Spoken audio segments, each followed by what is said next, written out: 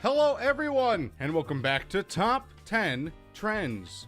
Horror movies. Everyone thinks they could do better than the hero, and 9 times out of 10, you're probably right. The protagonist of a horror movie has about the same amount of mental fortitude as one of those old solar-powered calculators. I guarantee I could survive any sort of horror movie scenario, and so could you, as long as you don't make these 5 mistakes made in horror movies. Number 5, tossing the cell phone.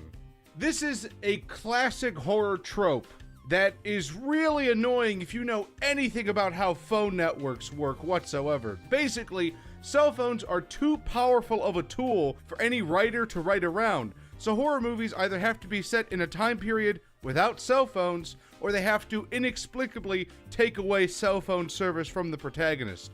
But did you know you can often make a phone call to 911 without cell phone service, even if you're in the middle of the ocean? It's true. It's not a guarantee, but if your phone says no service, unless you're getting no dial tone, you can make a 911 phone call. Just because Verizon doesn't have service, Sprint might. If your cell phone provider says no service, you should still at least attempt to make the 911 call before you toss your phone, because it will probably still go through. 911 calls aren't on the same network as anything else. They're an emergency system, which means that any provider that can pick up the call will do so because it's an emergency. They're not only obligated to do that, it's built into the system. Unless your cell phone is literally in a Faraday cage and can't send signal, there's a good chance you can still get reception from some provider or satellite somewhere and give out a 911 signal. Whether or not the 911 operator can actually find you, that's a different story. But you can at least try to make the call. Most of the time in horror movies, when they're not very well written, they just toss the cell phone.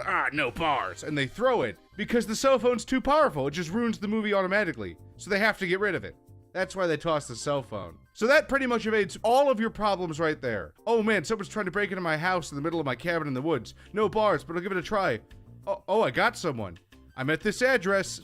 Oh, squad car coming. I'll just move on to the next point, which is number 4, not grabbing the nearest weapon and hiding in the closet after calling 911. Yep, so you've successfully called 911 on your cell phone.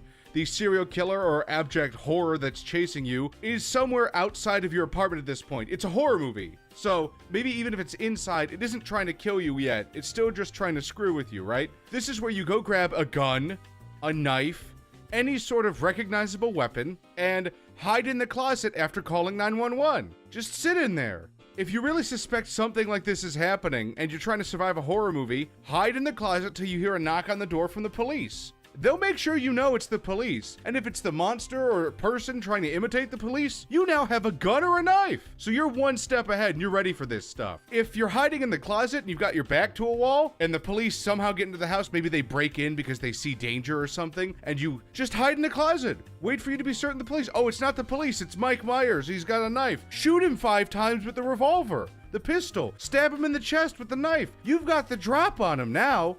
Now you're cooking with fire. Now you got it. Number 3, not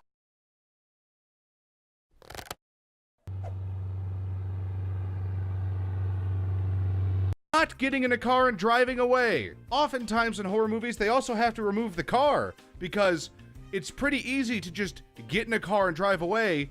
I really hate it when they'll just say like, oh, the tires are flat, I can't drive. Yeah, you can. I've driven on a flat tire. It's not fun.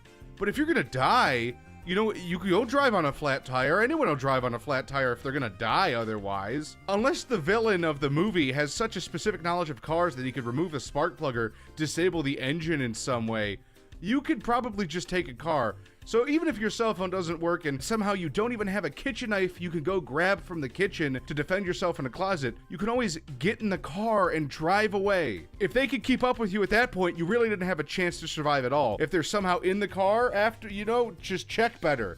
That's a good one. If you suspect someone is trying to kill you, maybe check the car before you get into it. That's really all it takes. You could go to a local police station, but probably even better than that, just get out of town.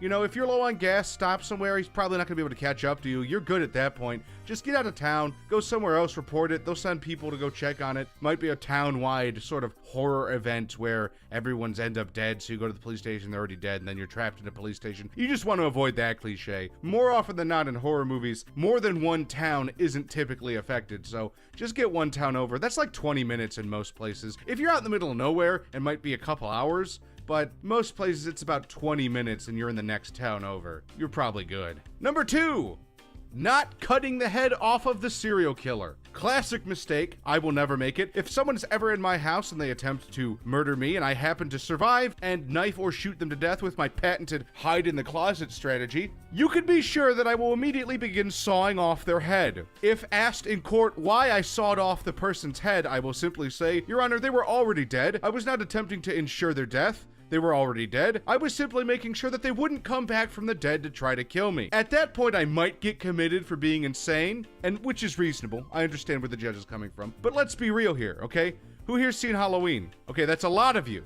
Good. In Halloween, the biggest problem is, in most movies, the biggest problem is you just can't kill the guy. You kill him, he gets back up, he keeps coming, and you gotta do it again and again and again and again. I'd like to see Mike Myers get back up with his head sawed off. If he does, okay, you got a couple problems, but it's easier to take care of. You can toss the head in the pantry or outside or on the roof, somewhere where he can't get it, and then his fumbling body has a way harder time actually trying to get to you. Or, even better, he's just dead.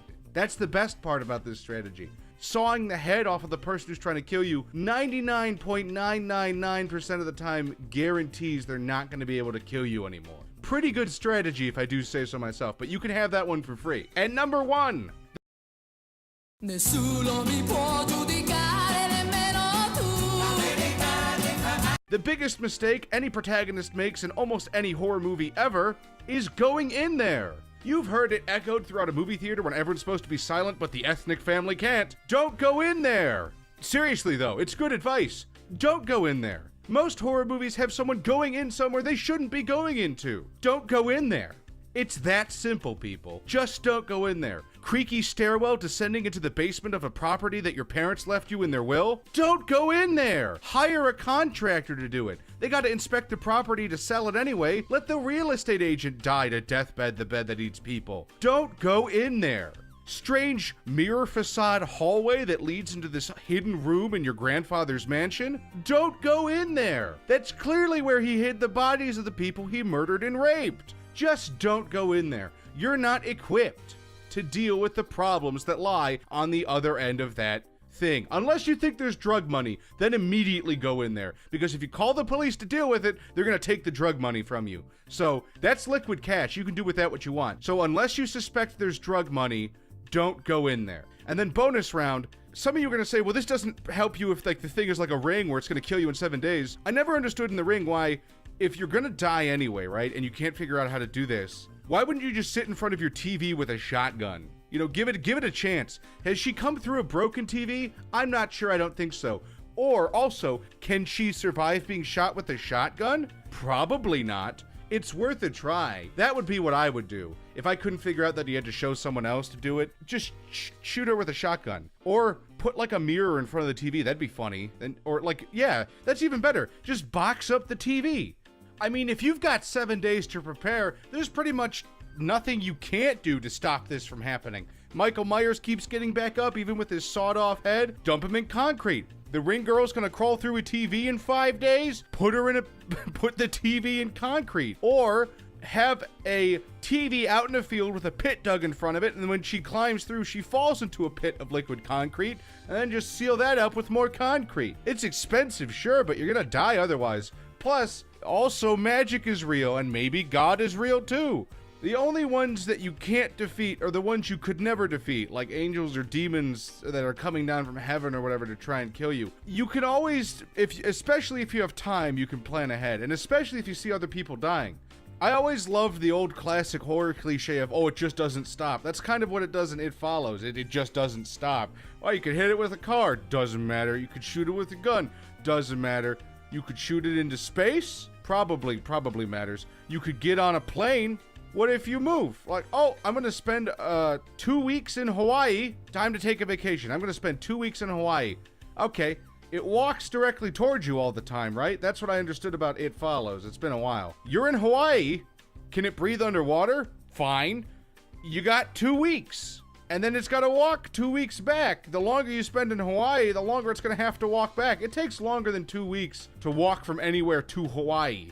So just do that for a while. Take a trip to the northern part of Alaska. Hope it gets stuck somewhere. That's what I would do. That's the most practical solution. It's expensive, sure, but you can whittle down costs. You'd survive. Or even better, volunteer to go to the International Space Station. Go to Alaska, so you got 3 weeks. Get registered as an astroman. Go to SpaceX, say, I'm willing to die. Just shoot me into space. What's he gonna do, walk to space? Huh, I doubt it. Bonus round. Well, I'd like to thank you guys for watching the video. If you did like the video, please give it a like down below. And if you want to see more content,